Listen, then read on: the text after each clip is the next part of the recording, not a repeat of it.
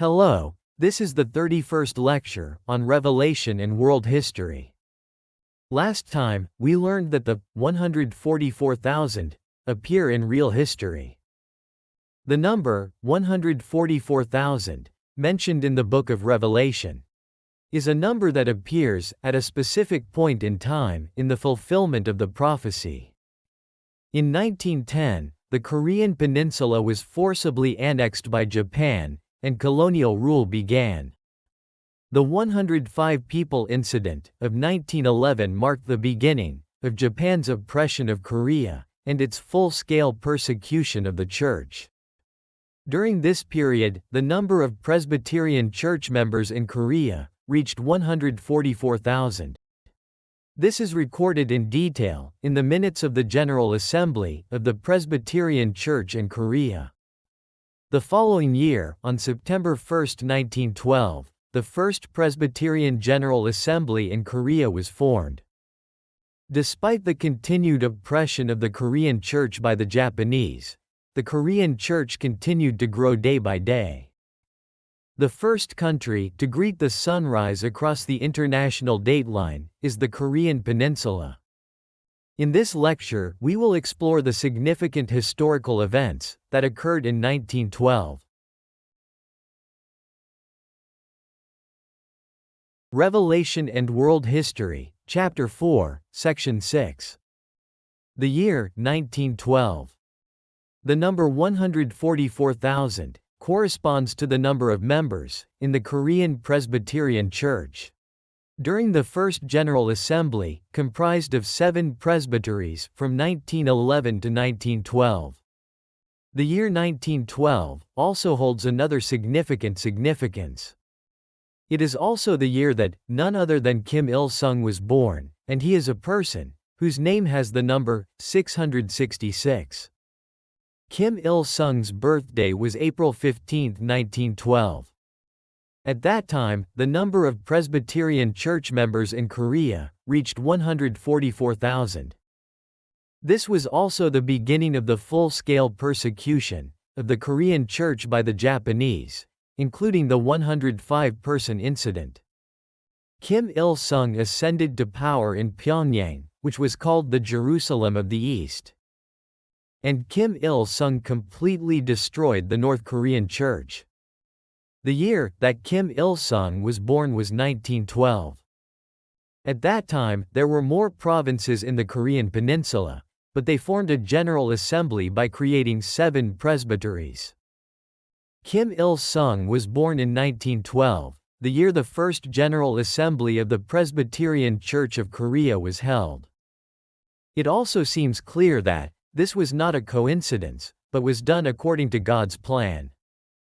On the day Kim Il-sung was born, a world-famous event occurred. That was the sinking of the Titanic. At approximately 11:40 p.m. on April 14, 1912, the Titanic collided with an iceberg.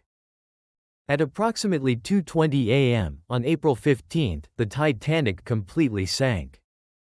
This event has been made into numerous movies, making it so well known that everyone knows it. Kim Il-sung was born on the very day the Titanic sank. Could this be a coincidence, or is this also a sign? On the day of this unfortunate event, Kim Il-sung, the man who would bring the most unfortunate history to the Korean Peninsula and the Korean Church, was born.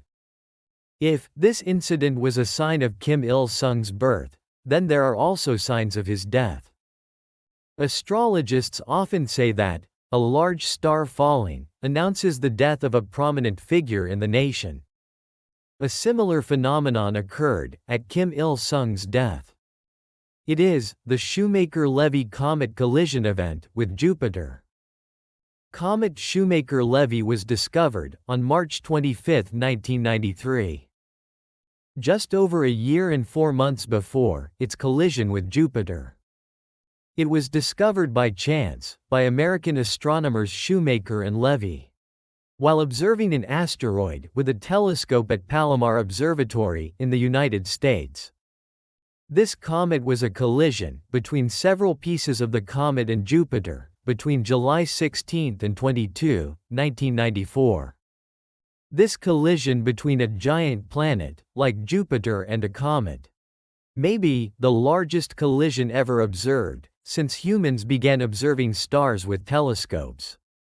There have been numerous instances of asteroids, rocky chunks orbiting Earth or other planets in our solar system, colliding with stars. However, the collision of an orbiting comet, pulled by Jupiter's gravity, was highly unusual. People around the world have been tuning in for days to see this cosmic show. Everyone was amazed to see the flash of light that occurred as it collided with Jupiter. An ancient astrologer, if he had witnessed this, would have declared it a very ominous sign, indicating the disappearance of a great figure from history. On July 8, 1994, just a week before this comet impact, Kim Il-sung died. Born on the day the Titanic sank, Kim Il-sung died just before comet Shoemaker-Levy collided with Jupiter. The two incidents may have nothing to do with each other. However, to the author who was interpreting history, it was clearly an unusual event. 1994, the year Kim Il-sung died, marked exactly 49 years since he emerged in North Korea and assumed power in 1945. 49 years can be expressed as 7 weeks. 7 weeks is also a number that appears in the book of Daniel. A figure with the number 666 destroyed all the churches in his territory, ruled for 49 years, and then died. This signified that the final chapter of history, one of the fulfillments of prophecy, was unfolding very rapidly.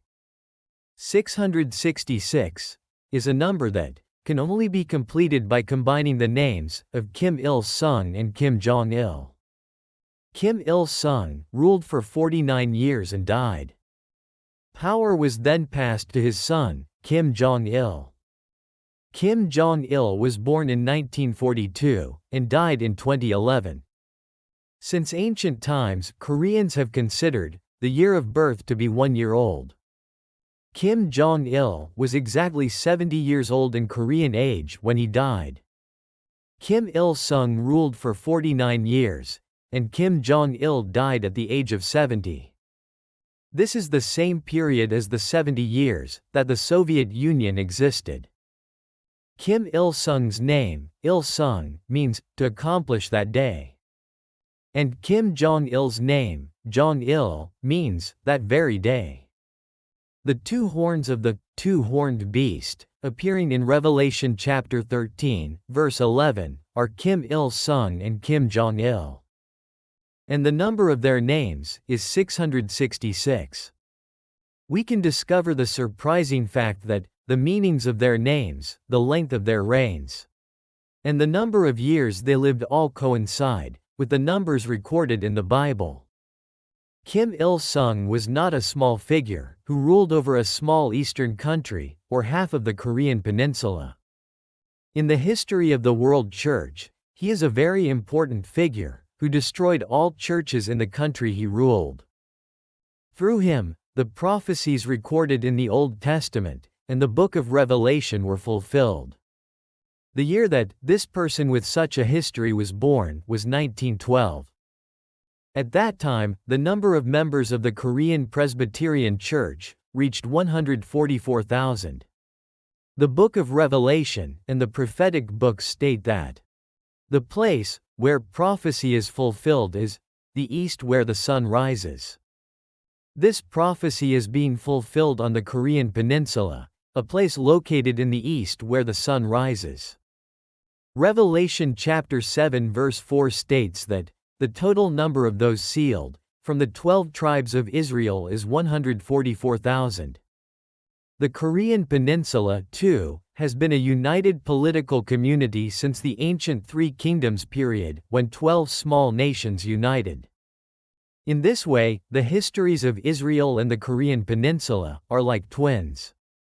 If the place where prophecy was recorded is Israel of Palestine, then the place where that prophecy is fulfilled is Israel of the East, the Korean Peninsula. In September 1907, the first 7 pastors in the Korean Presbyterian Church were ordained at the Pyongyang Presbytery. And in 1911, the entire Korean peninsula was divided into 7 districts, establishing 7 presbyteries. The 7 pastors are the 7 church messengers. The 7 presbyteries are the 7 churches of Asia. On September 1, 1912, the first General Assembly of the Presbyterian Church in Korea was established.